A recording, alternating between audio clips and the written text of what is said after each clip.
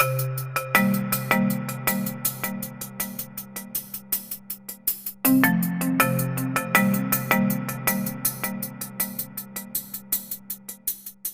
everyone, my name is Dr. Pam Szczygiel and I'm an assistant professor of social work at Bridgewater State University in southeastern Massachusetts.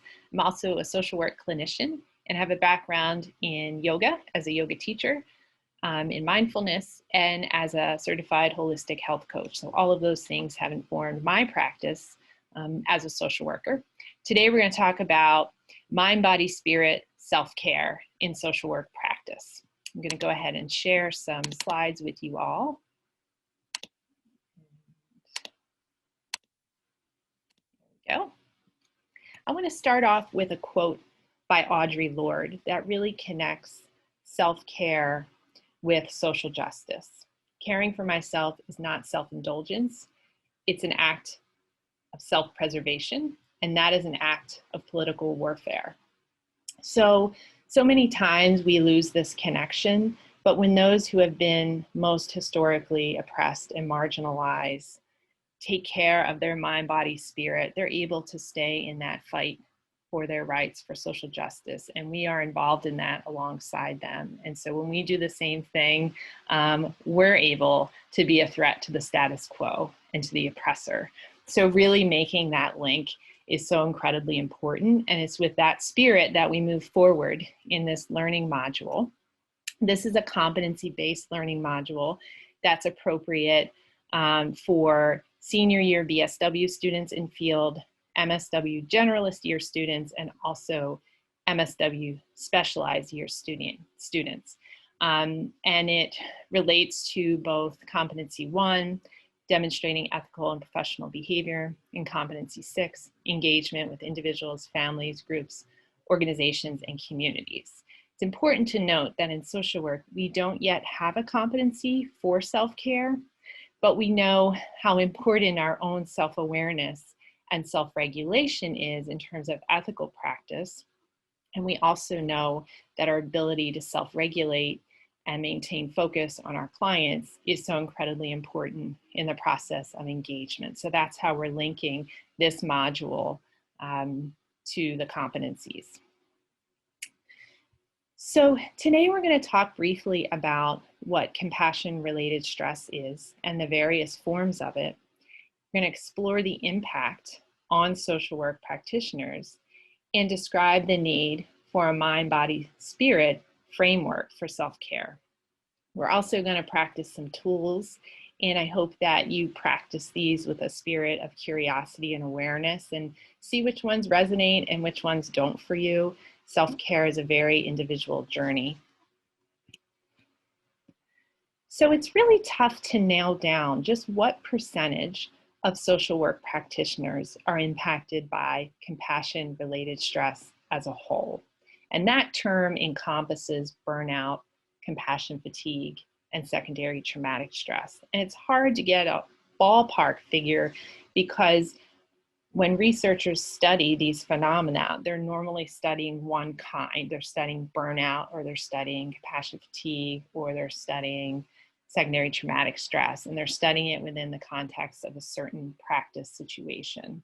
So to try to get kind of a snapshot is very difficult. So I've included some studies at the end of this learning module that you might want to check out, but there are certainly many, many others too.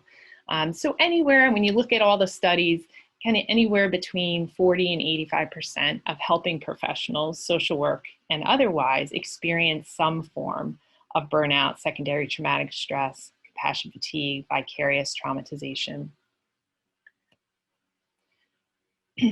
So what are the risk factors for compassion-related stress? And again, we're talking about all those phenomena that fall underneath this umbrella term.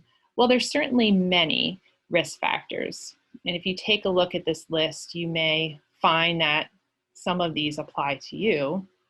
There's a few that I want to pull out because they're especially relevant for social work practitioners. Having a personal history of trauma. Many of us come into this profession because we've had our own adversity or traumas that we've worked through or are working through. and we want to give back and help others. So that certainly might raise our risk. Having limited professional experience, just by being new to the field and figuring out your way that you're going to manage all of this, it's usually tough for most of us starting out. Working with a high percentage of traumatized children, many social workers are in that position, and working with underserved and disadvantaged folks, individuals, communities. And that certainly describes much of social work. So when we think of risk factors, it's not that having one of these means that you're absolutely gonna burn out or have compassion fatigue, but the more of these you have, the more likely you may be to develop some form of compassion-related stress. So take a look again and see if any of these apply to you right now. So a little time on some definitions. We're going to differentiate between burnout, secondary traumatic stress, and compassion fatigue.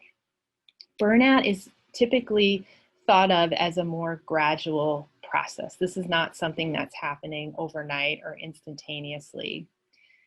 It's really about being exhausted at a physical, mental, and psychological level. Maybe having cynicism, feeling some low level or moderate depression, having a sense of burden by your work, losing compassion and compassion satisfaction, which is really important because that's often what keeps us going in this work, and a reduced sense of professional accomplishment. So that's quite different than the phenomenon of secondary traumatic stress, which can actually come on more suddenly and has to do more directly with our work with traumatized groups, individuals, and communities. So when we're witnessing someone's trauma in the form of their story or watching them break down in front of us, for example, if we're having a lot of that at work, a lot of those experiences, we can then begin to develop the signs and symptoms often associated with post-traumatic stress disorder. And we may or may not actually meet that definition depending on our own history. But so we might have some mood disruption, anxiety, depression, hyperarousal, hypervigilance, startle response, avoidance, difficulty sleeping, changes in appetite, and especially empathetic.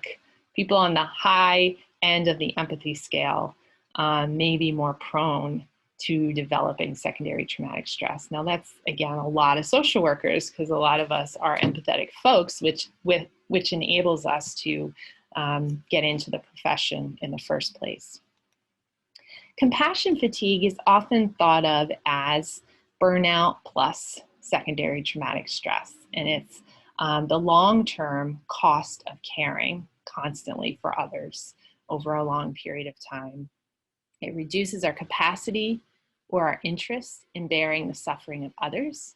It's a state of tension and preoccupation with traumatized patients. Preoccupation to the point of actually being anxious and fearful a lot of the time before we go into work, or not being able to shake that off at the end of the day. There's a lot of different factors that go into whether or not someone develops compassion fatigue. So we're going to take a look at those next.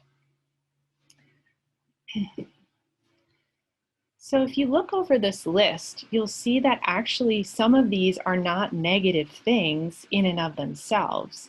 It's just like when you connect something like a high level of empathetic concern with constant exposure to traumatized clients and life disruption, and a low-level sense of achievement, you may be more prone to compassion fatigue. But again, some of these in and of themselves are not negative and are things that we absolutely need to have to be successful and ethical practitioners. Here are some other phenomena that aren't necessarily thought of as forms of compassion-related stress, but they are things that impact us every day in our practice.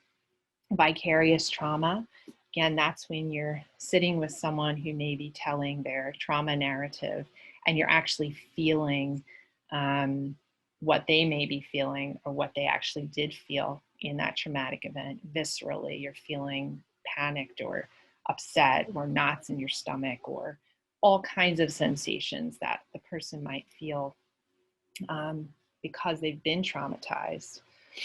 And that's something that more or less comes and goes. So you may feel that in a session and then it dissipates. It doesn't stay with you in the same way that developing secondary traumatic stress would. Countertransference, we all know that that can be very difficult to sift through. The client is experiencing us through the lens of their personal history, relational history, trauma history, and we're doing that back to them. And so someone's angry at us in a session, that could have nothing to do with us. It might have to do with some other traumatic relationship that they've endured. But nevertheless, it's difficult to deal with in the moment, and it may be hard to shake that off. But again, countertransference is something that tends to happen in the session and hopefully over time dissipates, might come back again, kind of comes and goes, but it's not this ongoing state of feeling hypervigilant, stressed, overwhelmed, lack of interest in our work. Those would be more indicative of those longer term forms of compassion-related stress. But again, these things definitely impact us, and they can definitely make what we're already experiencing worse if we're having a tough time. So why a mind, body, spirit lens to approach self-care? It's pretty simple. Most of us know that self-care and stress is a mind, body, spirit phenomenon. So we need to address it in a holistic way. And how the individual experiences stress is different from the next individual. So what does mind, body, spirit mean? In the context of the social work profession, when we read maybe literature on mind, body, spirit, we're talking about a few things. One, typically about incorporating a complementary and alternative medicine framework into our practice. In this case, our practice of self-care. So complementary and alternative medicine has all these different categories attached to it. So alternative medical systems like Ayurveda, which is Indian, herbal remedies, manipulative therapies like massage, mind-body therapies, and lifestyle and philosophies like yoga, mindfulness would be included in that. So we are integrating biomedicine, very Western framework, with these other forms of health and healing and wellness. So we're thinking of all of these things at the same time. It also kind of means we're taking a biopsychosocial spiritual approach. And we know that when we use that approach with our clients, we see that what impacts one person physically, mentally, spiritually, how stress impacts them differs to the next person. So we're looking at how stress manifests at a very physical level, a social level, a spiritual level, a psychological level, all levels.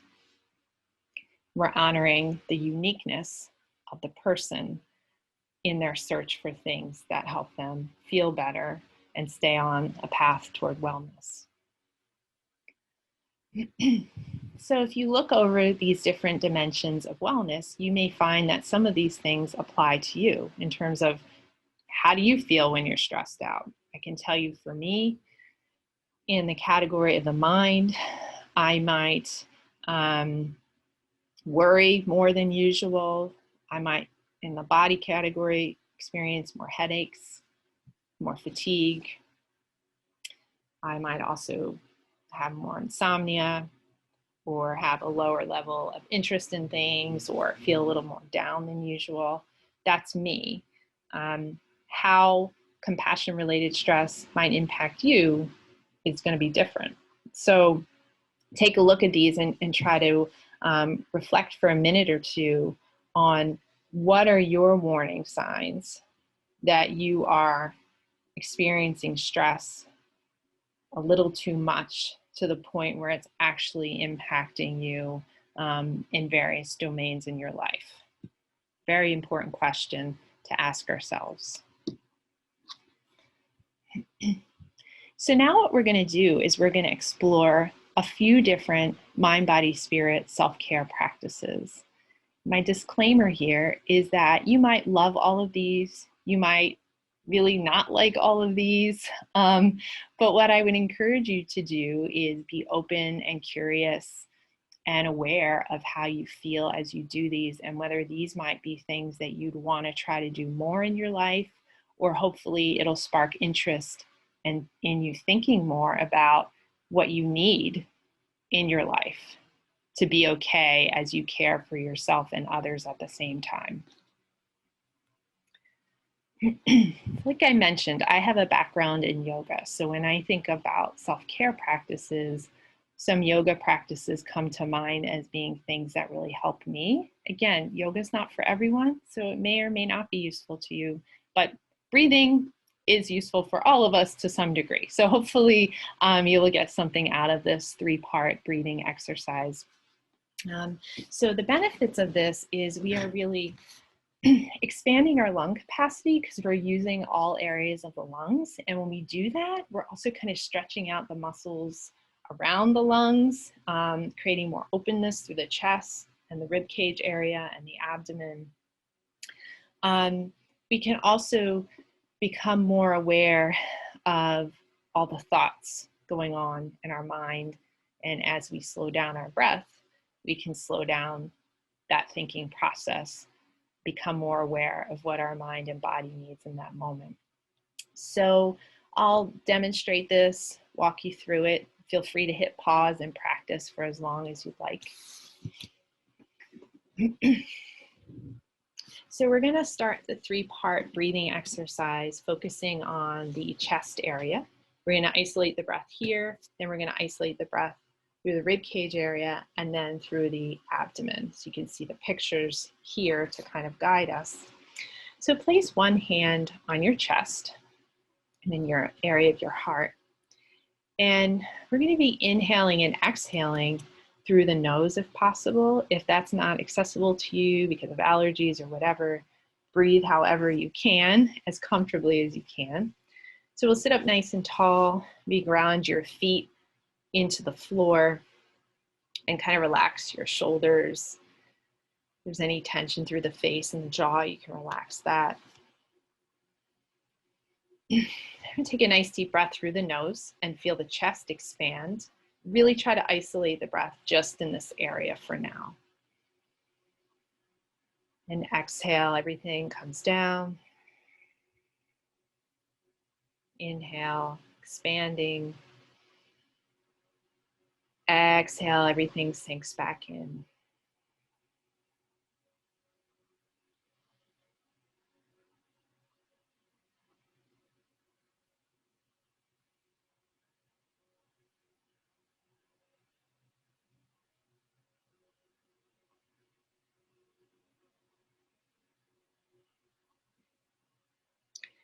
And find your own rhythm with this.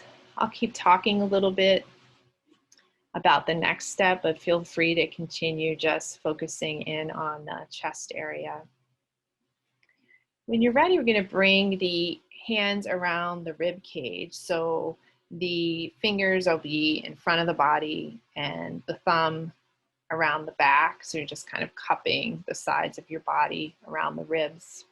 And on the inhale, you'll feel the rib cage expand out. And on the exhale, coming back in. So we're really releasing, expanding and releasing through the midsection of the body, the sides of the body.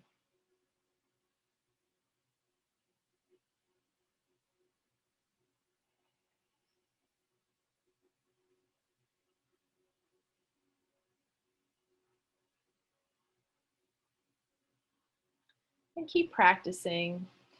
As you do this, you can close the eyes. You can be doing this from a lying down position if you'd rather.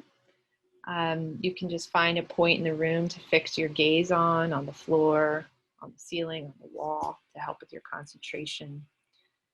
Let's just do a couple more cycles of the breath, isolating it through the rib cage area.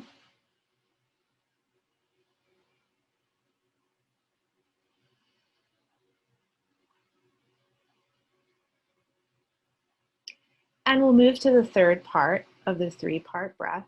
So place your hand on your abdomen, as demonstrated in the pictures. And on the inhale, feel the belly expand out like a big balloon. Exhale, everything shrinking in, letting the air out of that balloon. Inhaling. Exhaling. Inhaling. Exhaling, just isolating the breath through the abdominal area. Inhaling. Exhaling. Now keep breathing.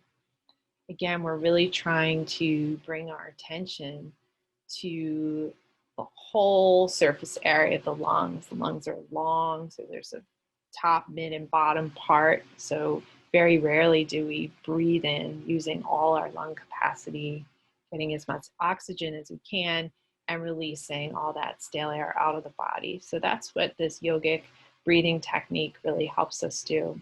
So now we're going to put all three parts together, and we're going to be inhaling from the chest to the rib cage, through the abdomen, expanding the front of the body all the way out. And on the exhale, we're going to be exhaling out from the abdomen, the rib cage, and then the chest. So inhaling from top to bottom, exhaling from bottom all the way up. So we'll try that and keep one hand on your heart and one on your abdomen.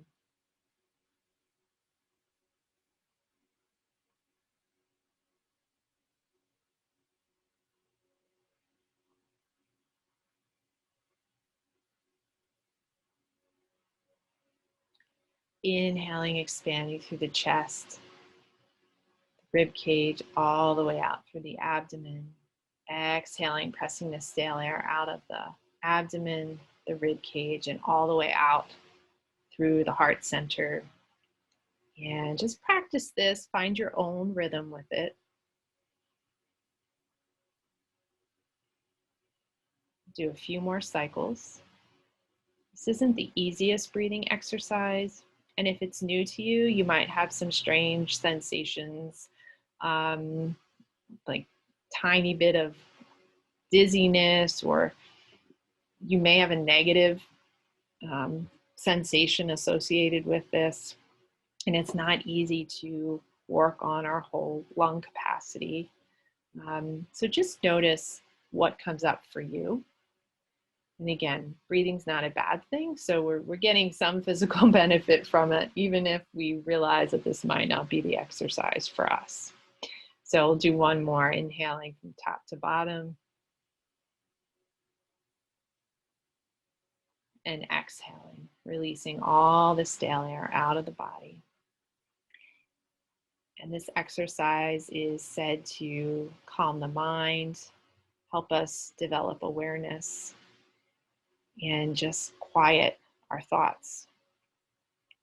Practice as long as you want to, and I'll meet you at the next slide.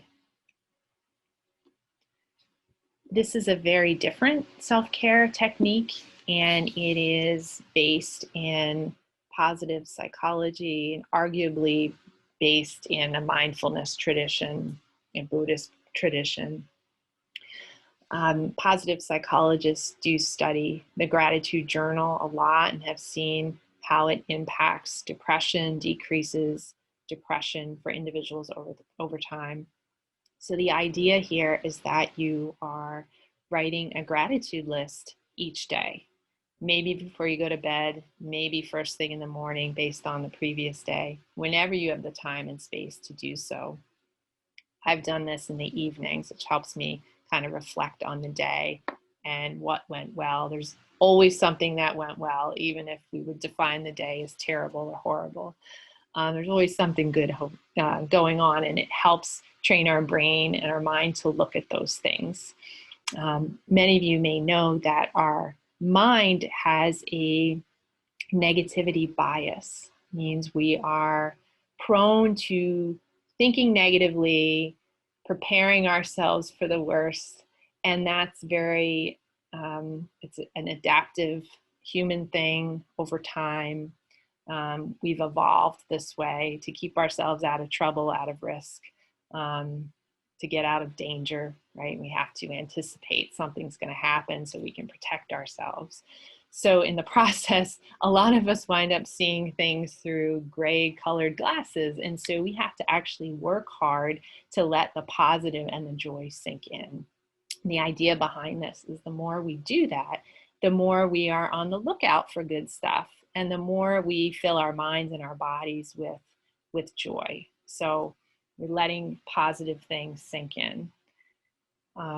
A lot of people say the more they do this, the more they start seeing joy and gratitude in the smallest things. And then maybe, going to your favorite coffee shop and realizing, oh, today's coffee was really especially good brewed coffee, or walking your dog, realizing that it's just a really pleasant breeze in the air.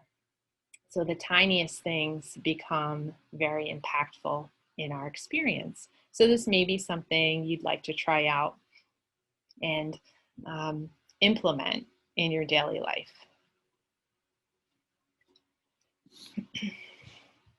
This slide is just a few reflection questions related to spirituality.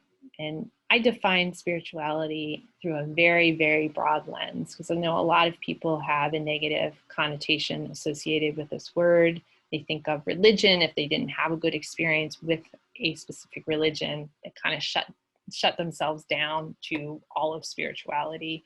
And of course, we know that spirituality and religion are not synonymous in any way, though one can derive great meaning and connection from their faith. But we don't have to have a specific faith to acknowledge our spirituality as human beings. So I have some questions for you in reflection. Again, feel free to stop this presentation and do this as a journal exercise if you'd like. When is the last time you felt connected or at peace? What were you doing? Were you with anybody? Where were you? What meaning do you derive from your social work practice? Most of us have a story as to why we got into this field to begin with. So what's your story? And what does that have to do with life meaning for you? Does your spirituality include a specific belief system? If so, how does that belief system ground you? When's the last time you felt a sense of flow? Were you with others? What were you doing, not doing? And flow is actually a positive psychology term, which just means that when we're doing something or in a certain situation, we lose ourselves. We're so engaged in what we're doing that there's no separation between us and that thing. Artists often say they experience this a lot. Musicians, just so connected with their art in the moment that they lose sense of time. These experiences are so important for human beings. I experienced this near the water at the beach, in the woods, walking my dogs, with certain people. So what is your experience with flow? When is the last time you felt this sense of connection and meaning in your life? And if you haven't, it would be interesting to kind of pay attention to whether or not, that happens to you in the near or distant future, and what that might be for you. In other words, like what is that thing that brings you back to yourself? That's how I would describe spirituality, and others have other definitions of it. I thought I'd end today with a guided visualization. So I'm going to go ahead and shrink my picture here so we can focus better, and invite you to either do this in a seated position or lying down on the floor, just making sure that your lower back is comfortable. If you need to use a pillow under your knees or your back for that, please go ahead.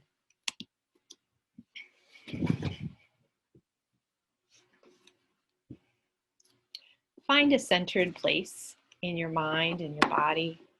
If you're sitting, ground the feet flat on the floor so you can feel the whole surface of the bottom of the foot, both feet really, on the ground.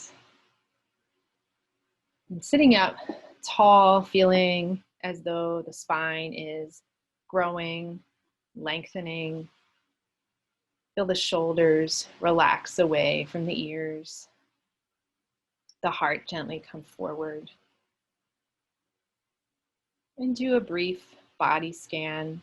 If you notice any tension in specific areas, see if you can't loosen that up just a bit, using your breath and your mind as your guide.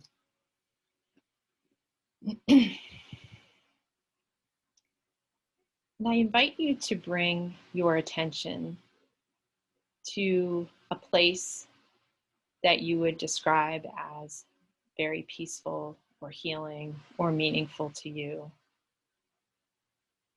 A place in which you feel connected, you feel like yourself, a sense of relaxation. And take a couple deep cleansing breaths. What do you see in this place? What colors, textures? Are you outside, inside? Describe it as vividly as you can within your mind.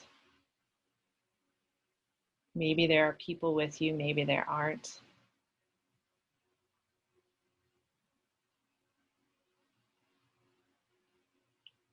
What are the sounds associated with your place?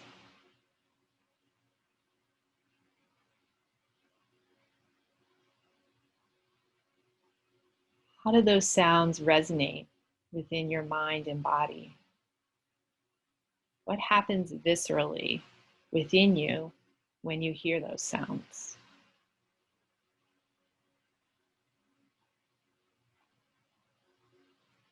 Are there any touches or tastes associated with this place for you? Maybe a memory of eating your favorite meal,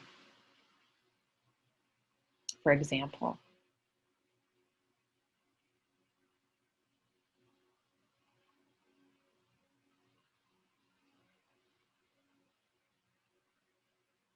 Spend a few moments and continue to describe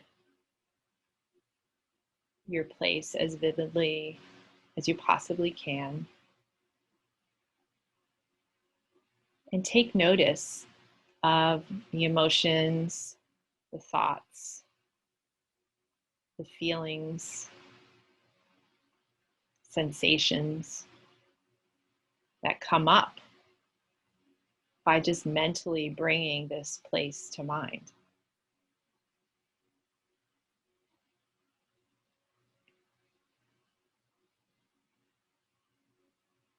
Hopefully there are positive recollections associated with the place.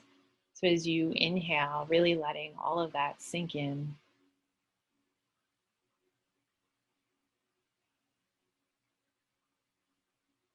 And on your exhales, releasing any stress or tension or anything that you wish to not bring into your sacred space.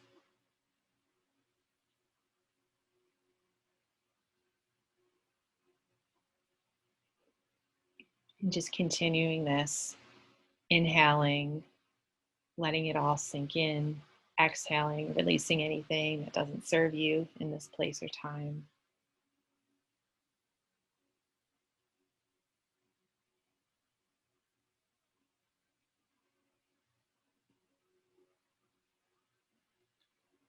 And if there's any negative chatter or thought processes that are attempting to invade your experience, just notice them as if they were coming in one door and going out the other,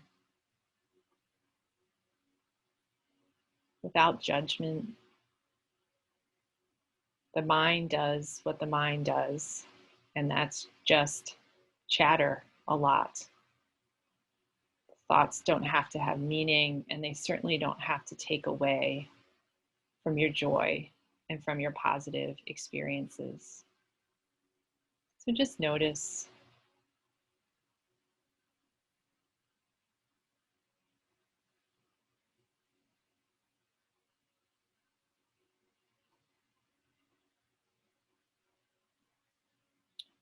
And take a couple more deep cleansing breaths here. Of course, you can stay with this activity as long as you'd like.